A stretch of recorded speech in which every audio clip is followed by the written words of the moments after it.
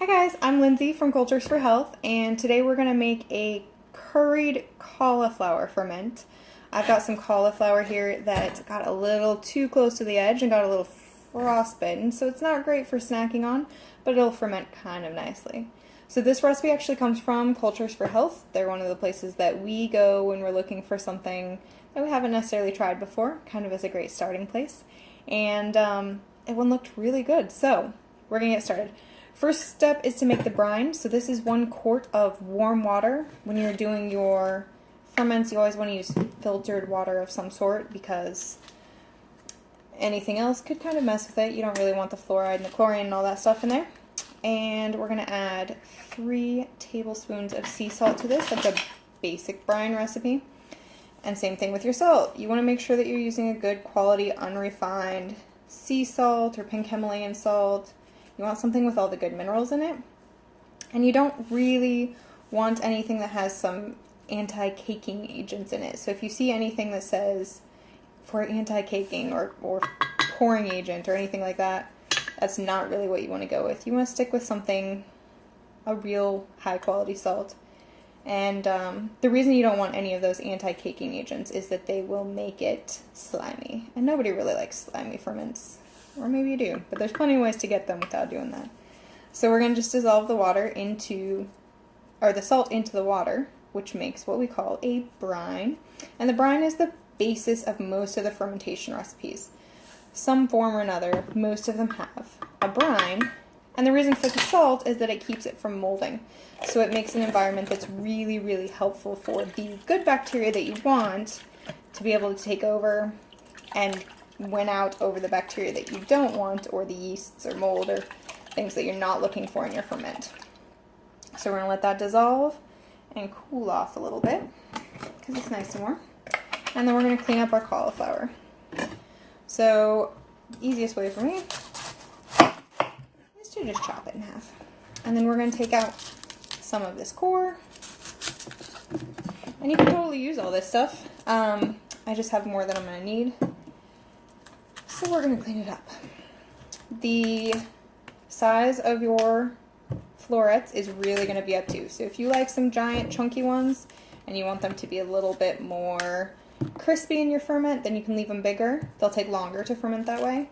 If you like little tiny bite-sized pieces, more like a jardiniere or something going on with it, you could definitely do that. And this would be a good recipe basis. You could add all sorts of stuff to this. So it's not really specific to the cauliflower. It would be great with green onions and peppers and any of the things that you like. Some hot peppers in there would be a natural kind of complement with the curry. But however you want to do it. So we're going to break these down a little bit and get going. I kind of like them chunky. And we're going to work out of a nice half-gallon jar today. So I've got plenty of room for it. But however you want to do it. We are going to add some garlic. That's the one other ingredient. So this is going to be a really simple cauliflower, garlic. Move the jar so you can see. And really the ratio of the salt to the water is the more important part than how much brine you have in your actual ferment. So as long as you have enough to cover it, you'll be all set. So you can hear the frozen bits. They're kind of not the best sound, but I think they should ferment just fine. I've done plenty of ferments with frozen fruits and veggies. They'll just be a little softer in here. Butts and all, no worries. So you've got a nice, reasonably full jar here. We can go a little further. We are going to add the garlic. This is some really pretty garlic. Nice red cloves. So garlic is fun because it's full of all sorts of really great antimicrobials and beneficial things that you really, really want in your diet. And I just learned recently, or was reminded, that when you do garlic, you want to chop it up as much as you want. The more you smash it and abuse it, the better. And then you want to let it set for a minute. Actually, some of the stuff says like 10 or 20 minutes, because that's where you get more of that allicin, which is beneficial for the heart and cardiovascular system and all the other cool stuff that garlic's known to do. And something about smashing it and letting it set and oxidize really seems to activate the most of that. So I'm just going to smash it. We're going to do 2 or 3 of these. They're kind of on the little side. And garlic is great in ferments because, one, it tastes fabulous, but also helps to keep down the bad bugs that you don't necessarily want in there, or the less beneficial. We don't have bad bugs, right? Just less beneficial or less desired. So, get these smashed. We're going to let those sit. We'll chop a little bit more cauliflower, or break it up. And this is the same concept for any kind of vegetable that you're doing. Really, it is just chop, salt, brine.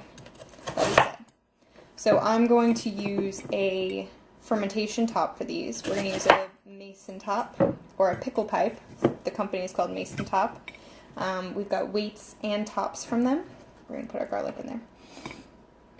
But, you know, whatever you like. You can do it. If you don't have those, don't let that stop you. You can do it with just the jar lid. That's totally fine. We're going to add 2.5 tablespoons of curry powder.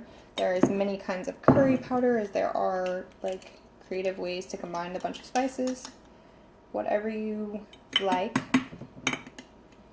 Fermentation really is kind of the wild, wild west, right? Whatever you want, whatever you can make work. As long as your brine is good, play with it and have fun. Got a little curry heavy. I get excited. It smells so good.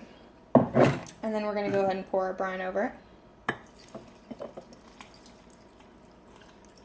And if we don't have enough brine, easy day.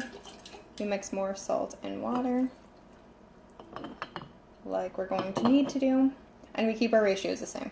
3 tablespoons to 1 quart is pretty much how they do it. So we're going to get that, and I'll be right back. So, easy enough. More hot water, more salt. We're going to mix it up. You guys have seen this part, so you don't need to watch me measure again. But we're going to make sure that we have enough to cover the cauliflower. That's what we're looking for. And the reason that's important is that the brine is what keeps things from molding. So if you have little bits and pieces that stick up out of the brine, they're liable to get slimy and gross and not really what you want at all. It's kind of the things people are opposed to. They may grow things. The other thing that can really help with that is a fermentation weight. So this is, again, from Mason Tops. This is their pickle pebble, and it's meant to slide right inside the jar. And you can see the brine goes all the way up. The food stays all the way down. And then this is the pickle pipe that I was mentioning. And so this is just a basic silicone airlock. The reason an airlock is really handy is that it lets out the carbon dioxide, which is a natural byproduct of fermentation. As the bugs eat all the little sugars, they let off CO2. You want to be able to vent that out, but without letting new oxygen in.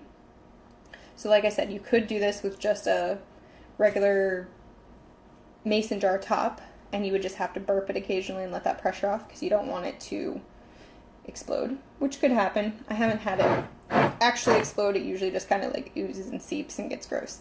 But this keeps it nice and clean, and we've had much better results since we started partnering with them. So Mason Tops, we'll put the link in the video, and ta-da!